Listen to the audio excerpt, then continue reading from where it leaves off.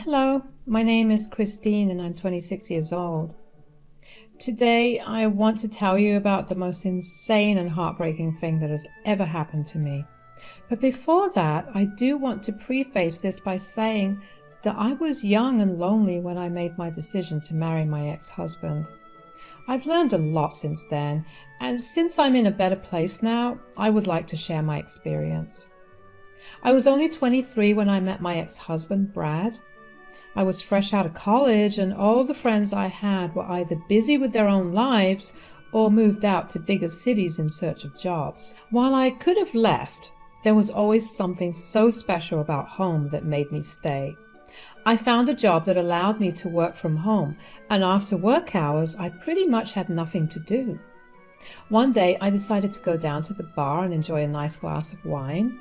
It was really an excuse to get out of the house. I was on my second glass of wine when I was approached by Brad. He just asked me if the seat in front of me was taken, and I said no. He then sat with me at my table and we sat in silence. I will be honest and say that I was a little creeped out by him at first. He looked like he was at least 25 years older than me, and I didn't want to be hit on, but he started a conversation with me and I found him intriguing. "Hey there." "Hi." "I'm sorry, but I just had to come over and tell you that you look really beautiful." "Oh, thanks. You look good too." "Thanks. My name's Brad." "Nice to meet you. I'm Christine. You don't look like you're from here." "Oh, really? What gives me away?" "Well, for starters, you are in a bar wearing a suit. I can tell you, I have only ever seen men who are on business trips do that here." "Bingo, you got me. I'm here on a business trip. What about you then?" "Are you from around town?" "Oh yeah, I was raised here and I plan on staying here till I'm gone." "Don't you ever want to move?" "No, I'm way too attached to this place." "Well then, are you telling me that I'll be able to meet you a lot more?" "I don't know. Aren't you married? I mean it in the nicest way possible. You're a lot older than me and you seem like you're married." "I know I look older, but believe me, I'm as single as they come. It's really hard to meet women who I actually connect with nowadays. Everyone's either married or fresh out of a divorce. I just want to hang out with someone who I can joke around with and not worry about anything, you know?" You're telling me. Guys my age only want one thing, and that's to get in bed with me." "Okay, how about this? I'll be in town till the weekend. Why don't you give me your number and we can go on a date? If we like it, we can hang out some more whenever I come into town." "And I don't like it?" "We'll just call it quits and delete each other's numbers from our phones." "All right, I'm down for that." The date, the next day, was amazing. Even though I had been apprehensive at first, I decided to actually give Brad a shot. Before I knew it, Brad and I began dating. Of course, there was always one point of contention, and that was his busy schedule of travel. He was constantly traveling on business trips, and I hated that. I only got to spend 2 weeks a month with him, and I wanted more. At the start of our relationship, we fought a lot about it. But Brad would always make up for his absence with gifts for me when he returned. Eventually, I got used to his routine and just rolled with it because I loved him so much. After about a year of dating, Brad asked me to marry him. I know what you're thinking. That's way too soon to get married. I realize that now and completely agree, but at that time I truly believed that I found my soulmate. Brad understood me like no one else ever did, and it didn't matter that we had only spent 1 year together. So I said yes to him, and a month after he proposed, we eloped. The next year and a half was the most blissful time of my life.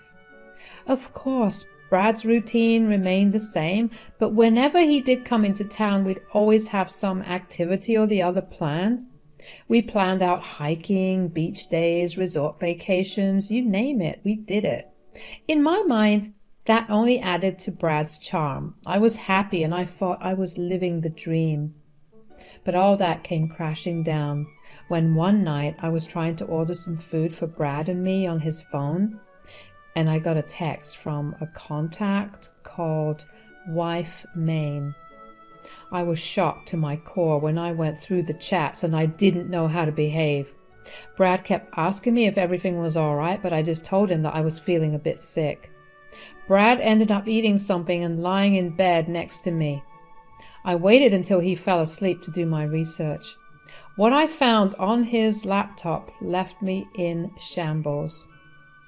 I quickly closed the laptop and returned it to its original place and drove to my best friend Tracy's place. It was pretty late at night, but I didn't care. I must have looked like a mess because when she opened the door, Tracy looked really concerned for me. "Oh my gosh, what happened? We really need to talk." "Yeah, of course, come in." "I'm so sorry to come over unannounced like this." "Shush, you're always welcome here whenever you want. Now tell me what's wrong." "Okay, so I was using Brad's phone yesterday. I was just trying to order some food for us because my phone was in the other room and I was too lazy to get it. Anyway, Brad got a text from some contact called Wife Maine." "Wife Maine? What does that even mean?" "Right. That's what I thought as well, so I scrolled through the chat and realized that Brad had been cheating on me." "Huh? Backtrack a little and explain to me in detail." "Well, the messages between them were very lovey-dovey. They sent a lot of cute and, well, explicit pictures to each other as well. He was telling her the same things he told me, like he loved her more than he loved anything else, how he'd burn the world down for her. You get it." "Oh my God, that's horrible." "Cheat. It gets way worse." "Oh no, what do you mean?" "After Brad went to sleep, I decided to do a little digging on his laptop. I found out who this Maine wife was. Her name is Samantha and she lives in the next town. Turns out they've been in a relationship for 10 years and they have kids." "What? Holy crap. Wait, so does that mean you were the side woman?" "Apparently." "I'm so broken and hurt, Tracy. I don't know what to do with myself anymore. I can't even begin to imagine what you're going through. It takes a lot to be as messed up as Brad."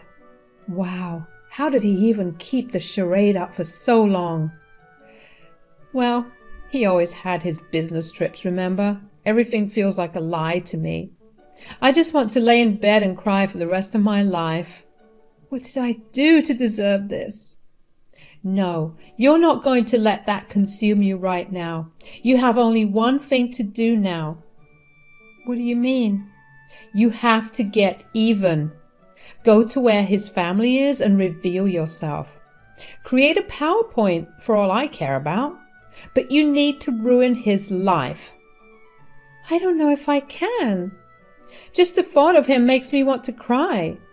Channel the sadness into anger. He didn't only ruin your life, but also his other wife and his kids. This is not how it should be. You can't let him get away with this. "You're right. Do you think you could help me out?" "Of course." Tracy and I spent the next few hours brainstorming ideas and planning out what to do to get back at Brad. I wanted to hurt him in the same way he hurt me. I couldn't even begin to imagine how Samantha and his kids would feel when they found out just how much of a scumbag Brad was. With a little bit of looking into Samantha, Tracy and I were able to find out that she was organizing a birthday party for Brad the following week. So I already knew that Brad would tell me that he had a business trip to go on. Tracy and I decided that I would do a grand reveal of Brad and I's relationship at that party. Tracy told me to send her all the pictures I have with Brad, along with the timestamps and locations so she could compile them into a slideshow. I was grateful for her help because without it, I would have just been wallowing in self-loathing. After a little more planning, I went back home. Brad was still fast asleep. The sight of him made me want to throw up, but I knew better than that. I somehow managed to fall asleep that night. The next morning, to no one's surprise, Brad told me that he had some bad news to give me. "Hey, honey, I have some bad news." Oh, no. Are you going on another business trip? Yeah, it's an important client that my boss needs me to get for the business. But it's your birthday next week. You were supposed to be off. I know, and I feel really bad that we can't celebrate it together.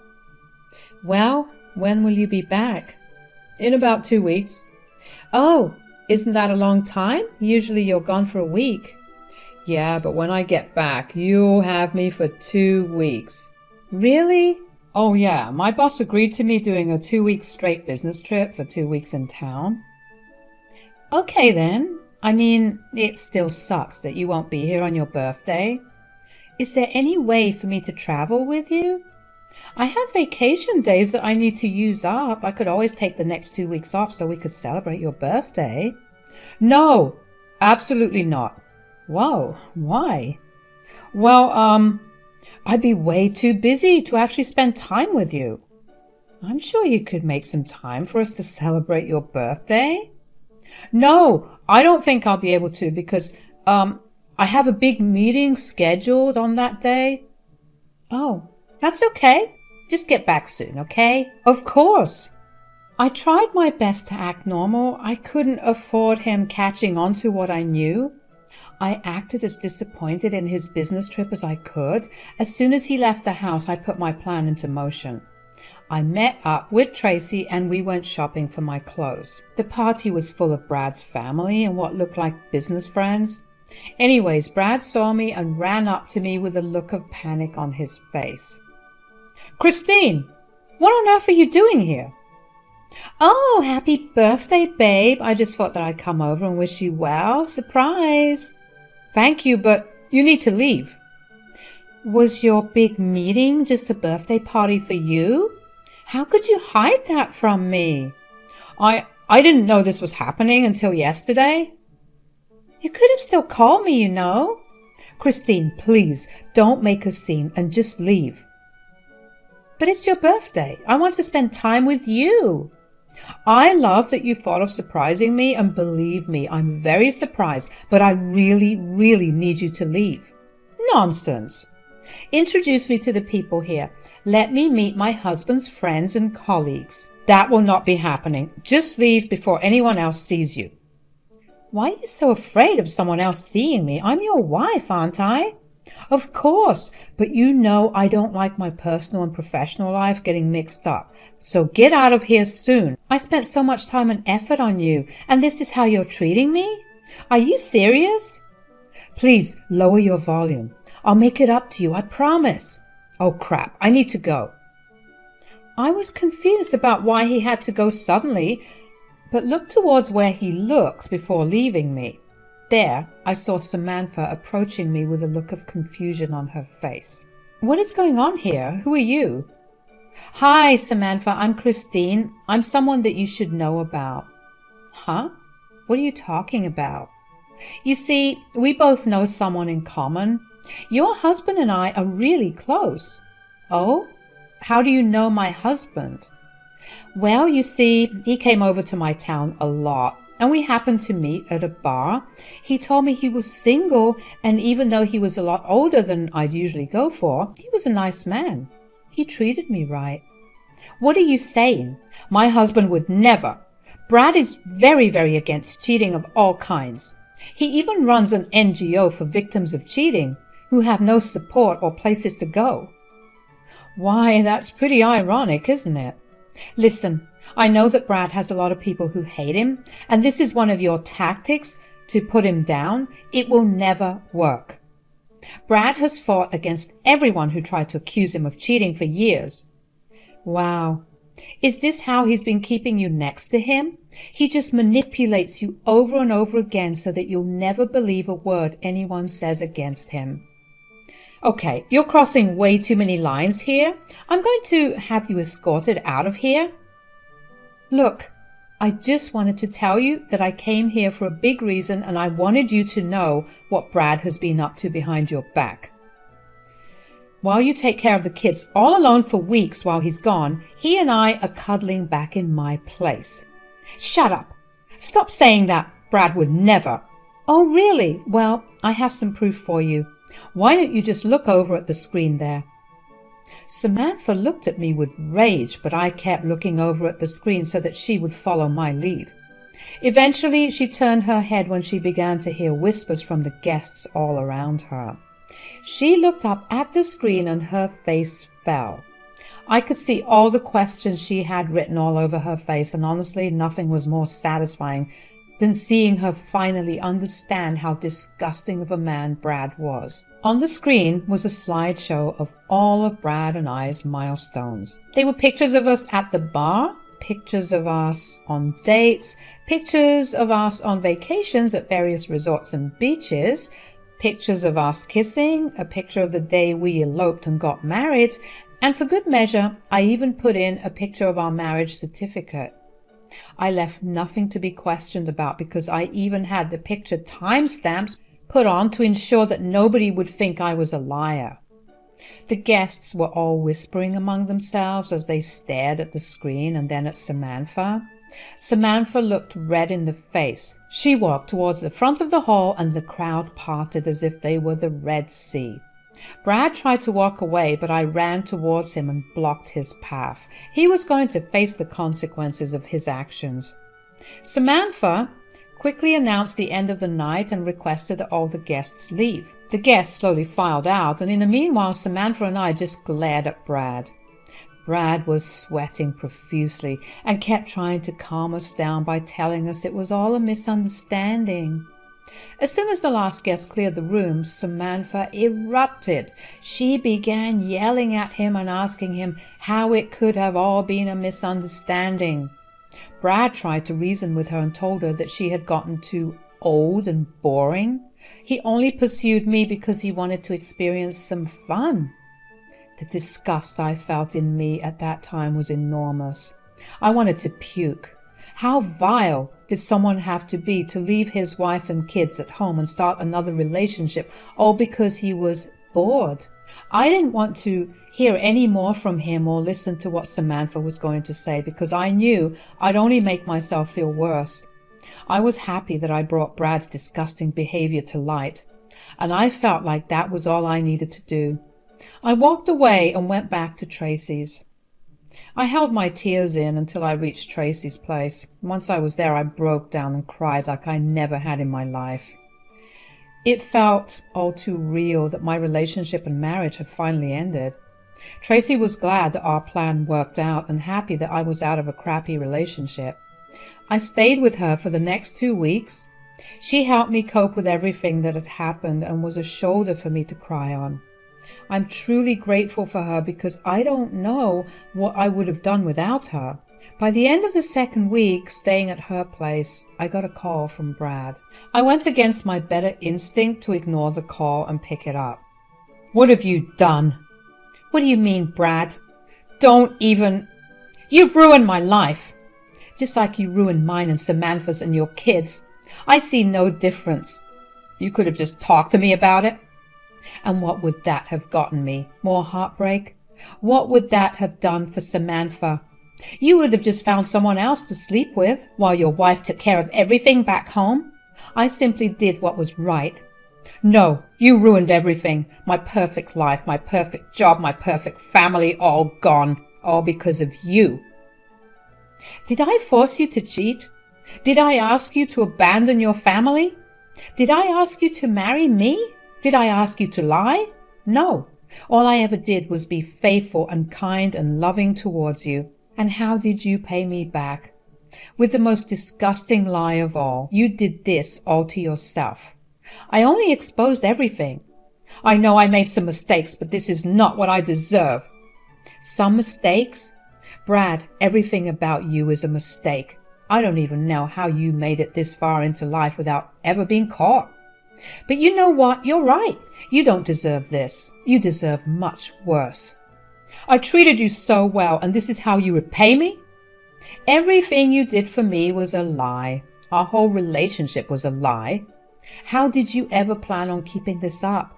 Either Samantha or I would have found out at some point. What would you have done then? That was a problem for me to deal with later on. You had no right to interfere. Oh, I definitely had all the rights to interfere. I was the other woman. You know how I feel about cheating, and not only did you cheat on me, but you made me the other woman. You're absolutely vile, and I hope you get nothing in life from now on. All your stuff's packed, and I've mailed them to Samantha's place. I never want to see or hear from you ever again. Bye." The nerve that Brad had to blame me for ruining his life was really astounding. How could he have been so blind to the way his actions had affected so many people? I was super proud of myself for standing up to Brad. I knew what I had done was right, if not for me, then definitely for Samantha and her children. And I got the confirmation for that when 2 days later, Samantha called me. She thanked me profusely for exposing Brad and humiliating him that way. She told me that she always had an inkling that Brad had been cheating on her, but never found any concrete proof against him. She told me that not only was she getting a divorce, but she was also going to fight for full custody of the children, the battle for which wouldn't be hard considering Brad was barely there at home to even look after the kids. She also told me that Brad had been kicked out of the very organization he started because none of the members wanted him affiliated with them. All in all, I'm happy that Brad got to learn this lesson. I'm happy that Samantha and her kids will be able to live better now without worry of when Brad will come back home. As for Brad, I don't know what he's up to these days. It's been about a year since everything went down. Samantha got full custody of her kids and is living pretty well with her family. We've also become good friends in the process, and I visit her every now and then. Brad skipped town and nobody knows where he is. Even though I'm really curious about his whereabouts, it's definitely for the better that I don't know. Life is finally beginning to become normal, and I'm glad that I overcame the biggest nightmare in my life with ease, and that was all thanks to the people that stood by me the entire time. Thanks for listening to me today.